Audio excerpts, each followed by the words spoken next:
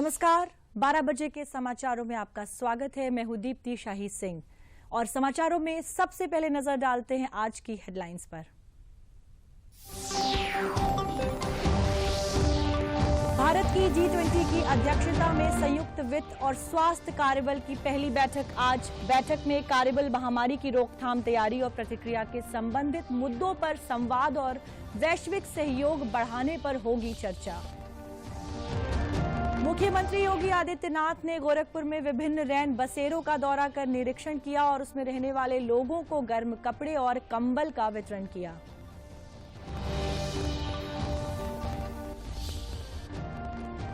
कृषि मंत्री सूर्य प्रताप शाही ने व्यापारियों के साथ मेमोरेंडम ऑफ अंडरस्टैंडिंग हस्ताक्षर समारोह में की शिरकत। किसानों और व्यापारियों के बीच मटर के आयात निर्यात पर हुआ समझौता। और उत्तर भारत में मौसम ने ली करवट, दिल्ली में ठंड बढ़ने के साथ देखने को मिला घना कोहरा। मौसम विभाग ने अगले 5 दिनों तक उत्तर पश्चिम भारत के मैदानी इलाकों में घने से बहुत घना कोहरा होने का जताया पूर्वानुमान। और अब खबरें विस्तार से। G20 की अहम बैठक आज। पहली संयुक्त वित्त और स्वास्थ्य कार्यबल की बैठक वर्चुअली आयोजित की जाएगी। वित्त मंत्री और केंद्रीय बैंकों के जो प्रतिनिधि हैं और रूपरेखा समूह की बैठक के बाद भारत की G20 की अध्यक्षता में वित्तीय ट्रैक की ये तीसरी बैठक है। संयुक्त वित्त और स्वास्थ्य कार्य बल का गठन पिछले वर्ष रोम में G20 लीडर्स शिखर बैठक के दौरान किया गया। कार्यबल का उद्देश्य महामारी की रोकथाम, तैयारी और प्रतिक्रिया से संबंधित मुद्दों पर संवाद और वैश्विक सहयोग बढ़ाना है। इसके माध्यम से वित्त और स्वास्थ्य मंत्रालयों के बीच अनुभवों और श्रेष्ठ कार्यों और समन्वय के आदान प्रदान को भी बढ़ावा दिया जाना है। इसका उद्देश्य सामूहिक कार्यवाही को बढ़ावा देना, सीमा पार प्रभाव की स्वास्थ्य चुनौतियों का आकलन और उन्हें दूर करना भी। इस प्रक्रिया में वन हेल्थ की भावना को ध्यान में रखते हुए महामारी की चुनौतियों से निपटने के लिए संसाधनों के प्रभावी उपयोग को भी बढ़ावा दिया जाएगा।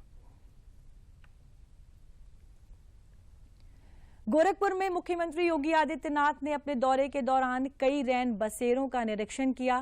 मुख्यमंत्री ने रेलवे स्टेशन, कचहरी, बस स्टेशन तथा झूलेलाल मंदिर के पास बने रैन बसेरों में रह रहे लोगों को कंबल और भोजन वितरित किया। उन्होंने अधिकारियों को निर्देश दिया और कहा कि ठंड में कोई भी व्यक्ति सड़कों पर ना सोने पाए तथा रैन बसेरों में उचित इंतजाम किया जाए, जिससे किसी को ठंड में कोई समस्या ना होने पाए। जगह जगह अलाव की भी व्यवस्था सुनिश्चित की जाए। मुख्यमंत्री ने बताया कि हर जरूरतमंद को रैन बसेरे में रहने के लिए उचित व्यवस्था कराई जा रही है। प्रदेश भर में चाहे वह ग्रामीण क्षेत्र का हो या शहरी क्षेत्र का, हर जरूरतमंद को कंबल उपलब्ध कराने के भी निर्देश दिए गए हैं। प्रशासन के साथ नगर निकाय भी पूरी तत्परता के साथ कार्य कर रहा है।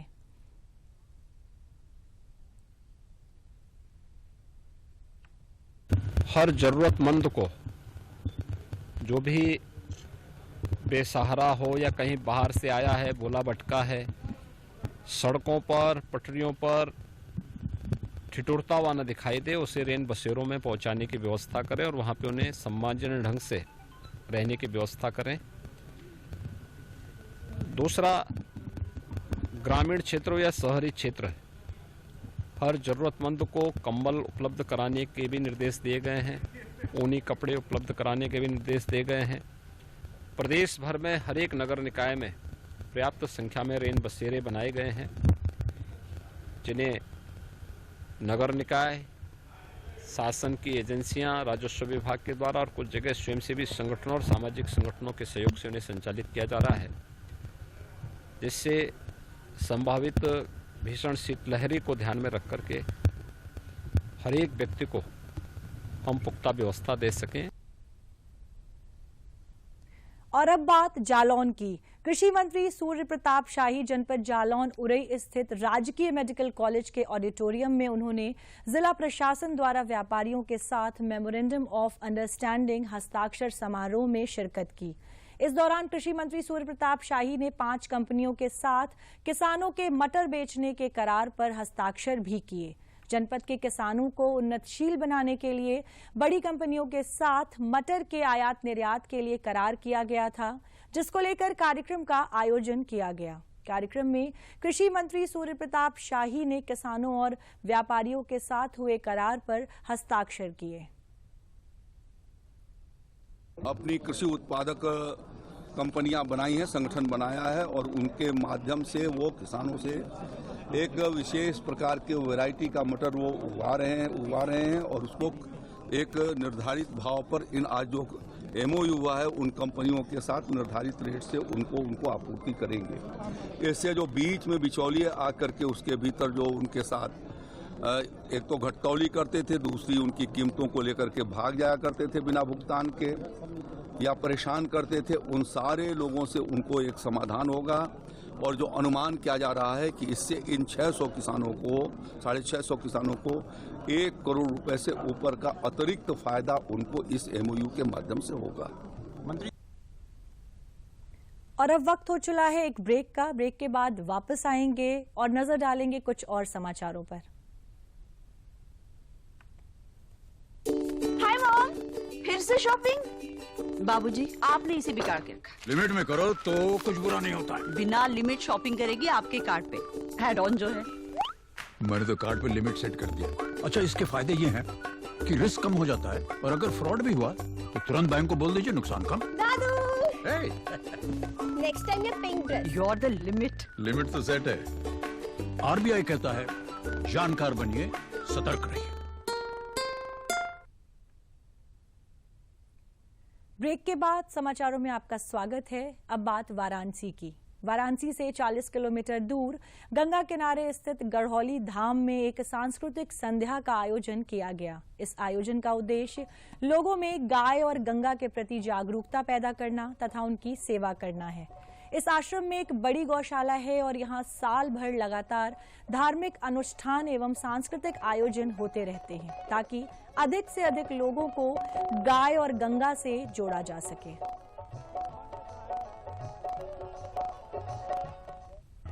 लोगों का और गौ माता जी के बीच में अंतर है वो खत्म करना, गंगा जी के साथ जुड़ाव बढ़ाना, गौरी शंकर अपने नजदीक रखे ऐसी भावनाओं का निर्माण करना। सतत गढ़ौली धाम ये काम कर रहा है और इसके पहले तुलसी विवाह हुआ, अंतर्राष्ट्रीय दीपोत्सव हुआ, कीर्तन हुआ, सतत पूरा सावन कीर्तन हुआ, रामलीला हुई। आने वाले दिनों में भी 12 फरवरी को 1008 कन्यादान का कार्यक्रम है यहाँ। तो सतत लोगों को गढ़ौली धाम से जोड़ने की और इसके माध्यम से गौ गंगा और गौरी शंकर के साथ जोड़ने की हमारी विनम्र कोशिश है। भारतीय जनता पार्टी द्वारा आजमगढ़ जिले में नगर पालिका चुनाव के संबंध में बैठक संपन्न हुई। बैठक में मुख्य अतिथि के रूप में परिवहन मंत्री दयाशंकर सिंह मौजूद रहे। बैठक के बाद मीडिया से बात करते हुए उन्होंने कहा कि सरकार के नेतृत्व में हमारी सरकार देश में चहुमुखी विकास कर रही है। उत्तर प्रदेश में 3 बार इन्वेस्टर मीट हो चुकी है। $1 ट्रिलियन की इकोनॉमी उत्तर प्रदेश में बने, इसके लिए सरकार काम कर रही है। चीन में अपनी यूनिट बंद करके सैमसंग कंपनी उत्तर प्रदेश में प्रतिदिन 1.5 लाख मोबाइल का उत्पादन कर रही है। सरकार की जन कल्याणकारी योजनाओं का लाभ जरूरतमंदों तक पहुंच रहा है। मोबाइल की सबसे बड़ी कंपनी, जो दुनिया की सबसे बड़ी लार्जेस्ट कंपनी है सैमसंग कंपनी, जो चाइना से अपना उत्पादन बंद करके उत्तर प्रदेश के नोएडा से अपना उत्पादन प्रारंभ कर दी है और 1.5 लाख मोबाइल प्रतिदिन वो जो है उत्तर प्रदेश के नोएडा से निर्माण कर रही है। इसी तरह और भी बड़ी बड़ी कंपनियां आज उत्तर प्रदेश में निवेश के इच्छुक हैं और इससे उत्तर प्रदेश का जो आर्थिक विकास हो रहा है, इससे उत्तर प्रदेश वासियों का बहुत ही हर तरह के चाहे रोजगार का सृजन होगा, कल कारखाने बढ़ेंगे, लोगों को आसानी से सभी चीजें मुहैया होंगी। समाचार अभी और भी हैं, लेकिन यहाँ लेते हैं एक छोटा सा विराम।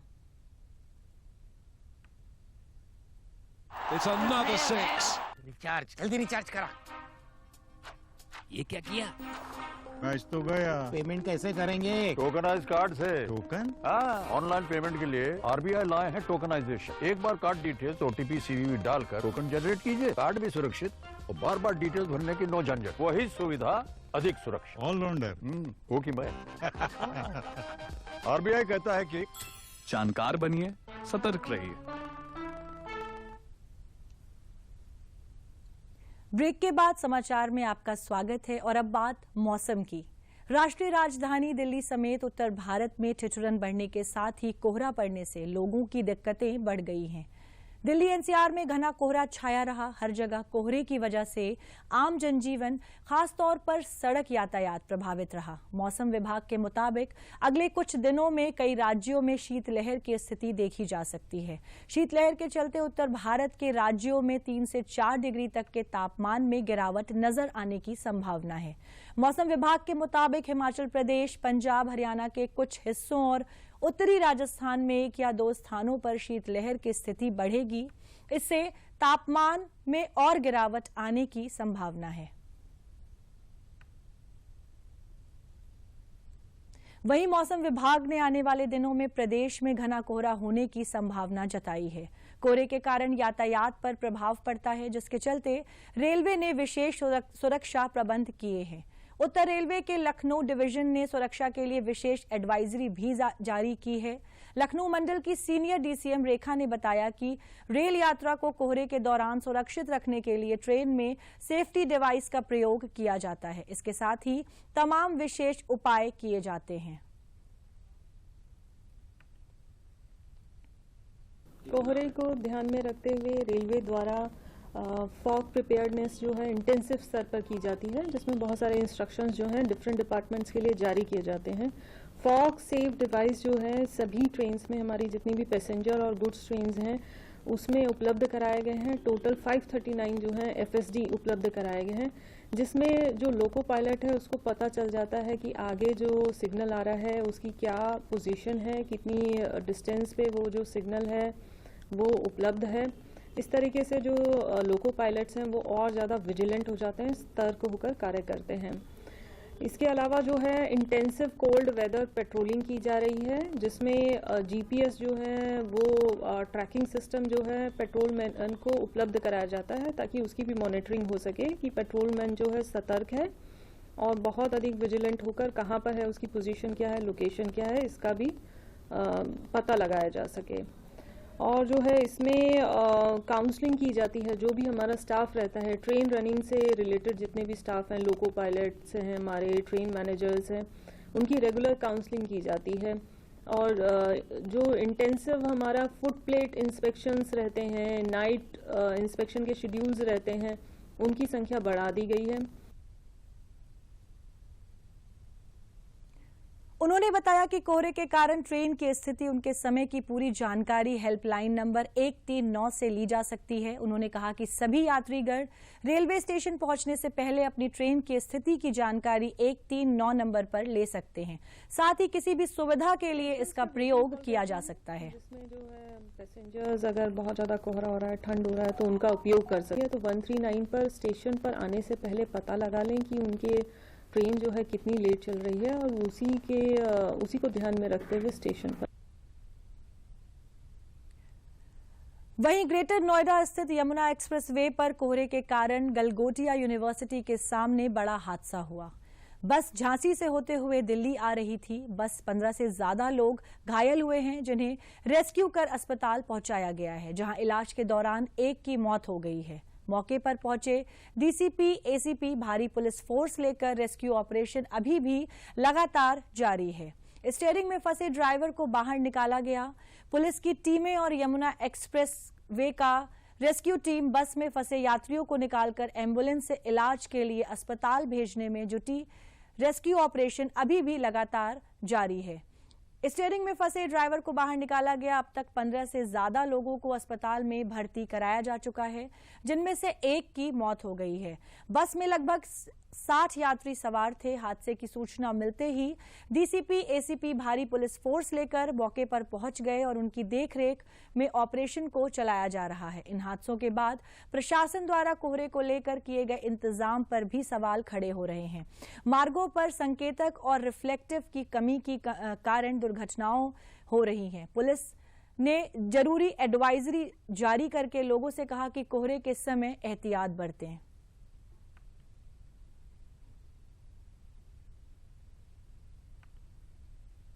ये बस मध्य प्रदेश के छतरपुर से दिल्ली की ओर जा रही थी, जिसमें लगभग 60 व्यक्ति सवार थे।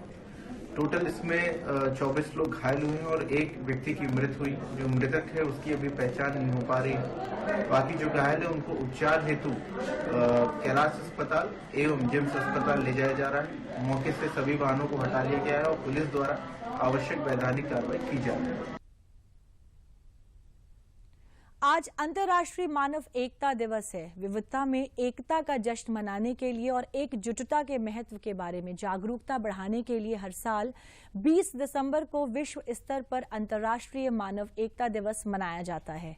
संयुक्त राष्ट्र सहस्त्र शताब्दी घोषणा के अनुसार एकजुटता उन मूलभूत मूल्यों में से है जो अंतर्राष्ट्रीय संबंधों के लिए आवश्यक संयुक्त राष्ट्र महासभा ने 22 दिसंबर 2005 को संकल्प द्वारा मानव एकता को एकजुटता के मौलिक और सार्वभौमिक अधिकारों के रूप में मान्यता दी गई थी, जो 21वीं सदी में लोगों के बीच संबंधों को दर्शाता है। और इस संबंध में हर वर्ष 20 दिसंबर को अंतर्राष्ट्रीय मानव एकता दिवस मनाए जाने का निर्णय लिया गया। साहित्य की अनेक विधाओं में यात्रा वृत्तांत भी एक विधा है। सुल्तानपुर जिले के पूर्व associate professor doctor MP Singh ने अपनी देश और विदेश की विभिन्न यात्राओं का विवरण बड़ी ही सहज भाषा में लिपिबद्ध किया और देश प्रदेश के नाम से पुस्तक का प्रकाशन कराया। हमारे संवाददाता आशुतोष शुक्ल पुस्तक की विशेषताओं के बारे में उन्होंने बात की डॉक्टर MP सिंह से। आइए देखते हैं एक रिपोर्ट। साहित्य की विभिन्न विधाओं में यात्रा वृत्तांत भी एक विधा है। आमतौर पर लोग यात्राएं करते हैं, देश और दुनिया का सफर करते हैं, लेकिन वह स्वांतः सुखाय होता है। लेकिन कुछ लोग होते हैं जो उसे कलमबद्ध करते हैं, एक पुस्तक के रूप में सामने लेकर के आते हैं। जो नहीं घूम पाते हैं उस पुस्तक के साथ देश और दुनिया की सैर करते हैं। ऐसे ही एक साहित्यकार कहें या कि प्रोफेसर डॉक्टर MP सिंह हमारे साथ मौजूद हैं, जिन्होंने जो भी सफर किया दुनिया का उसे लिपिबद्ध किया और देश और दुनिया के नाम से एक पुस्तक लेकर के आए। और यह पुस्तक जो है आज की तारीख में उन नौजवानों के लिए और खासतौर पर उस पीढ़ी के लिए जो सोचते तो बहुत हैं, देखते भी बहुत हैं, लेकिन जान नहीं पाते, कलमबद्ध किया है उनके जानने के लिए, कलमबद्ध किया है उस पीढ़ी को बताने के लिए कि देश और दुनिया में क्या कुछ है और उसके साथ उसके अर्थ और महत्व को भी समझाया है। क्या मंतव्य रहा और क्या क्या इसमें खास है? पुस्तक की जो विशेष बात मैं बताना चाहता हूँ, जिन जगहों पे मैं घूमा और जिन दूसरे देशों में मैं गया, उसकी जो वहाँ खास चीज़ थी, जो सांस्कृतिक वहाँ की धरोहर थी, कुछ विशिष्टता थी, कुछ व्यक्तिगत अनुभव मेरे जो आए, जो कहीं शायद और दूसरी जगह न मिले, वो मैंने अपनी पुस्तक में देने का प्रयास किया है। इसलिए ये पुस्तक लोगों को एक बार पढ़नी चाहिए। बिल्कुल आम भाषा में ये है। तो निश्चित रूप से ये पुस्तक जो है यात्रा वृत्तांत ही नहीं है, बल्कि एक सांस्कृतिक झरोखा है, जिससे हम देश के अंदर बैठ कर के दुनिया की झलक पा सकते हैं। Ashutosh Shukla, DD news, Lucknow. और अब बात चित्रकूट की। आकांक्षी जनपदों में शामिल जनपद चित्रकूट में राष्ट्रीय स्वास्थ्य मिशन उत्तर प्रदेश द्वारा NRP कार्यक्रम के अंतर्गत यूनिसेफ एवं इंडियन एकेडमी ऑफ पीडियाट्रिक्स द्वारा विकास भवन में हीरो किट वितरण का कार्यक्रम आयोजित किया गया, जिसमें मुख्य विकास अधिकारी अमृतपाल कौर ने बच्चों के अभिभावकों को किट का वितरण किया। इस मौके पर कुपोषण को रोकने के लिए शासन द्वारा चलाए गए दुलार ऐप के बारे में भी आंगनवाड़ियों एवं अभिभावकों को जागरूक किया गया। जिला कार्यक्रम अधिकारी मनोज कुमार ने बताया कि शासन द्वारा जिन जिलों में 5 वर्ष की आयु के बच्चों की मृत्यु दर ज्यादा है, ऐसे जिलों में यूनिसेफ एवं इंडियन एकेडमी ऑफ पीडियाट्रिक्स के सहयोग से किट का वितरण किया जा रहा है।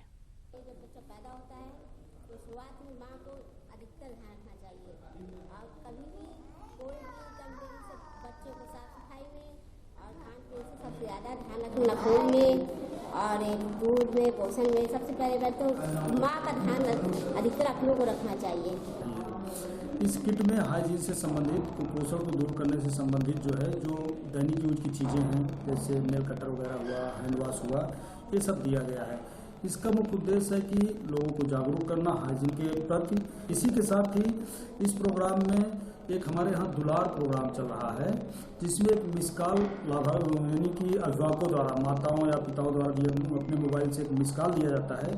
उस मिस कॉल देने के बाद जो है वहाँ से वापस कॉल आती है प्रक्रिया के तहत। इसमें जो है माँ अपने बच्चे के विषय में जो भी जानकारी चाहे, जो भी क्वेश्चन हो, जो भी शंका हो, उसके हाइजीन से, कुपोषण से, बीमारी से आदि आदि, उसके संबंध में वो उनसे क्वेश्चन पूछ सकती है और फिर निःशुल्क जो है बताया।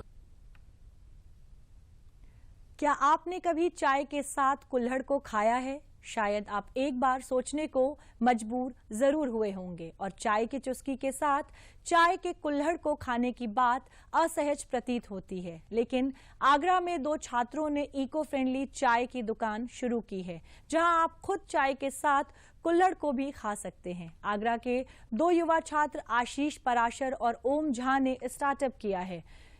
एमएससी गणित की पढ़ाई पूरी कर चुके आशीष ने बताया कि 2020 में लॉकडाउन से दिल्ली में नौकरी छूट गई। घर लौटा तो कुछ नया करने के बारे में सोचा। मित्र ओम झा के साथ चाय का स्टार्टअप खोलने पर विचार मन में आया। आशीष पराशर ने बताया कि चाय की चर्चा सड़क से लेकर संसद भवन तक है। ऐसे में हम लोगों ने चाय का अलग तरह का व्यवसाय करने का निर्णय लिया।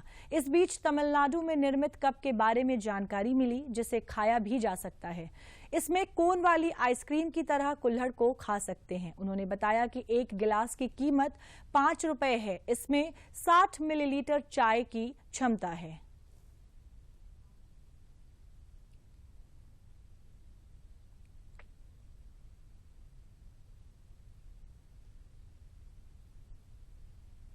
बहुत अच्छा रिस्पांस मिल रहा है। काफ़ी युवा भी आ रहे हैं और काफ़ी बुजुर्ग भी आ रहे हैं, जिनको मतलब जिस तरीके हमारे पास फ्लेवर भी काफ़ी सारे हमने इसमें रखे थे, अदरक, इलायची, चॉकलेट, काफ़ी सारे फ्लेवर हैं। और जो हमारा कप है वो आटे का बना हुआ है, जिसमें 60 ml हम चाय दे रहे हैं और ये 15 रुपये में हम यहाँ पर बेच रहे हैं, जो काफ़ी मतलब लोगों को पसंद आ रहा है। जो भी कुल्हड़ वगैरह हैं या कप आते हैं, उसमें भी कहीं ना कहीं पॉलीथीन का यूज़ होता है। बहुत थिन लेयर होती है, जिसको आप मतलब इंसान नहीं देख सकता, तो उससे वो भी काफ़ी हार्मफुल है। तो हमने सोचा कि स्टार्टअप तो सभी कर रहे हैं, लेकिन ऐसा स्टार्टअप किया जाए कि जो सारी चीज़ों से हटके हो। और इसीलिए हमने यहाँ पे एक स्लोगन रखा है कि हमारे यहाँ चाय पिलाई नहीं खिलाई जाती है। और अब बात फतेहपुर की। फतेहपुर के खजुआ विकास खंड का उच्च प्राथमिक विद्यालय के छात्राओं ने विद्यालय की दीवार पर पेंटिंग बनाई है। ये पेंटिंग ग्रामीणों व अभिभावकों को जागरूक कर रही है। विद्यालय की दीवार पर स्वच्छता अभियान, नारी सशक्तिकरण, खेलो इंडिया, बेटी बचाओ बेटी पढ़ाओ, पर्यावरण बचाओ व नशा मुक्ति की पेंटिंग छात्राओं ने बनाई है, जिसके माध्यम से बच्चों के हुनर को एक मंच मिल सका है। इस संबंध में जानकारी देते हुए विद्यालय की इंचार्ज प्रधानाध्यापिका निर्मला सिंह ने बताया कि शिक्षा का स्तर आज बदल रहा है। सरकारी स्कूलों में बच्चों को शिक्षा के साथ साथ उनके कौशल आधारित ज्ञान भी प्रदान किया जा रहा है। हमारी कोशिश है कि हर बच्चा अपने अंदर के हुनर को पहचाने और हम उसे वह मंच प्रदान करें जिससे वह आगे और प्रगति कर सके। को सर मैम लोग बहुत अच्छी रोज चीज़ें सिखाती हैं और हमने खेलते कूदते हुए सर अपने विद्यालय का चित्र बनाया है और हम भी छीछा के ही हैं और यहाँ के छीछा के लोग, मेवना के लोग जो जहाँ से निकलते हैं वो कहते हैं कि बच्चों पेंटिंग बहुत अच्छी बनाई है तुम लोगों। सर हमारी मैम यहाँ पे हम लोगों को मैम सर चित्रकारी करना सिखाती हैं और जो हमें चीज़ चाहिए कलर, पेंट, ब्रश सब हमें लेकर देती हैं और हम लोगों को अच्छा लगता है पेंट करना, इसलिए हम यहाँ पे चित्रकारी करते हैं। के अंदर हमने देखा कि ये बहुत अच्छी आर्ट बनाते हैं और इनको चिन्हित किया जो बच्चे बहुत अच्छा बना लेते हैं कि विद्यालय की बाउंड्री भी अच्छी सज जाएगी और बच्चों के द्वारा भी सज जाएगी। हमें पेंटर को भी नहीं लाना पड़ेगा और सुंदरता भी आएगी और गांव के लोग भी बहुत खुश होते हैं, बच्चों का मन भी बहुत अच्छा रहता है सबका कार्य करके। ग्रामीण अंचल के हमारे बच्चों में खूब प्रतिभाएं फूट के भरी हुई है। समस्या ये रहती है कि हम किस प्रकार से उनको चिन्हित करते हैं, उसका यूटिलाइज करते हैं। इसके लिए हम विद्यालय के स्टाफ और खासतौर पर निर्मला मैडम को बहुत धन्यवाद देते हैं कि ये शुरुआत से ही जो बच्चों को करती है कि कौन सा बच्चा किस विधा में तेज है, फिर उसको उसकी विशेष ट्रेनिंग देती है और जैसे यूट्यूब के माध्यम से, गूगल के माध्यम से वो चीजें सर्च करके बच्चों को दिखाती है। और जैसे इसमें विद्यालय में जैसे आपने पेंटिंग देखी है बच्चों में, बहुत ही अच्छी बनाई, अच्छी पेंटिंग हुई है। और अब बात करते हैं बरेली की आंवला तहसील के विकास खंड मझगवां के दसीपुर गांव में सुरेंद्र सिंह ने 50 बीघा जमीन खरीदी और खेती की शुरुआत की। उन्होंने रामगंगा की तटवर्ती भूमि को खेती के लिए चुना, जिसे आमतौर पर किसान कम उपजाऊ मानते हैं। धान गेहूं की फसल की अच्छी उपज न मिलने पर सुरेंद्र सिंह ने रामकेला, पपीता और गुलाब को खेती के लिए चुना। आज वह 50 बीघा अपनी और 150 बीघा भूमि ठेके पर लेकर 200 बीघा जमीन पर इन औद्यानिक फसलों की खेती कर रहे हैं और 1 से 1.5 लाख रुपया प्रति एकड़ मुनाफा कमा रहे हैं। वहीं बरेली के जिला उद्यान अधिकारी डॉक्टर पुनीत पाठक का कहना है कि सुरेंद्र सिंह जैसे किसानों से प्रेरणा लेकर किसान सपने को आसानी से पूरा कर सकते हैं। पहले धान गेहूं की खेती करते थे, उसमें कुछ ना बचते हुए पपीता और केले की खेती की तरफ टर्न लिया। केला पपीता में साल में लमसम 1 एकड़ में 1.25 लाख रुपया बचत आ जाती है और गुलाब में भी अच्छी पैदावार और अच्छा पैसा है और गुलाब की नर्सरी भी हम तैयार करते हैं और अच्छे दाम दे के जाती है और पपीते की खेती भी बहुत अच्छी इनकम वाला साधन है। लुधियाना से हमारे एक कृषक सुरेंद्र सिंह आके जिन्होंने दसीपुर मझगवां ब्लॉक में जमीन खरीदी अपनी 50 बीघा, उसमें वो राम केला कर रहे हैं और हमारा पपीता कर रहे हैं और हमारा गुलाब की खेती कर रहे हैं। जो गंगा के तटवर्गीय एरिया है इसमें वो अच्छा उत्पादन ले रहे हैं, तो ये हमारे जनपद के अन्य कृषक हैं उनके लिए बहुत प्रेरणा के स्रोत हैं। मैं हमारे जनपद के कृषकों से अपील करता हूं कि हमारी जो सरकार की योजनाएं चल रही हैं, एकीकृत बागवानी विकास मिशन, प्रधानमंत्री कृषि सिंचाई योजना, इन योजनाओं का लाभ लेके वो और अच्छा उत्पादन ले सकते हैं, जिससे हमारे किसान अपनी आमदनी को दुगुना निश्चित रूप से कर। बलरामपुर में 19 दिसंबर को 1 दिवसीय वृहद रोजगार मेले का आयोजन किया गया। रोजगार मेले में आई 20 विभिन्न कंपनियों के एचआर द्वारा साक्षात्कार लेकर 663 युवाओं का चयन विभिन्न पदों हेतु किया गया। चयनित अभ्यर्थियों को जिला पंचायत अध्यक्षा आरती तिवारी और मुख्य विकास अधिकारी संजीव कुमार मोदी द्वारा नियुक्ति पत्र का वितरण किया गया। जिला उद्योग केंद्र के उपायुक्त राजेश कुमार पांडे एवं आईटीआई के प्रधानाचार्य गोविंद कुमार ने बताया कि कुशल एवं अर्धकुशल युवाओं को रोजगार से जुड़ने के लिए इस मेले का आयोजन किया गया। हम लोगों का लक्ष्य है कि जो रूरल एरियाज के बच्चे हैं जो रोजगार से दूर रहते हैं, नहीं मिल पाता है उनको जॉब, तो उनके लिए हम चाहते हैं कि हायर करें, इधर से लेकर के जाएं और उनको बेस्ट से बेस्ट सर्विस प्रोवाइड कराएं, जॉब प्रोवाइड कराएं, उनकी सैलरी हम लोग। और समाचारों के अंत में मुख्य समाचार एक बार फिर। भारत की G20 की अध्यक्षता में संयुक्त वित्त और स्वास्थ्य कार्यबल की पहली बैठक आज। बैठक में कार्यबल महामारी की रोकथाम, तैयारी और प्रतिक्रिया के संबंधित मुद्दों पर संवाद और वैश्विक सहयोग बढ़ाने पर होगी चर्चा। मुख्यमंत्री योगी आदित्यनाथ ने गोरखपुर में विभिन्न रैन बसेरों का दौरा कर निरीक्षण किया और उसमें रहने वाले लोगों को गर्म कपड़े और कंबल का वितरण किया।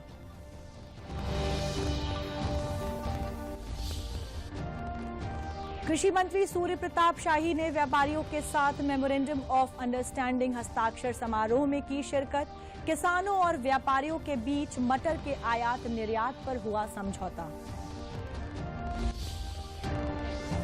और उत्तर भारत में मौसम ने ली करवट, दिल्ली में ठंड बढ़ने के साथ देखने को मिला घना कोहरा। मौसम विभाग ने अगले 5 दिनों तक उत्तर पश्चिम भारत के मैदानी इलाकों में घने से बहुत घना कोहरा होने का जताया पूर्वानुमान।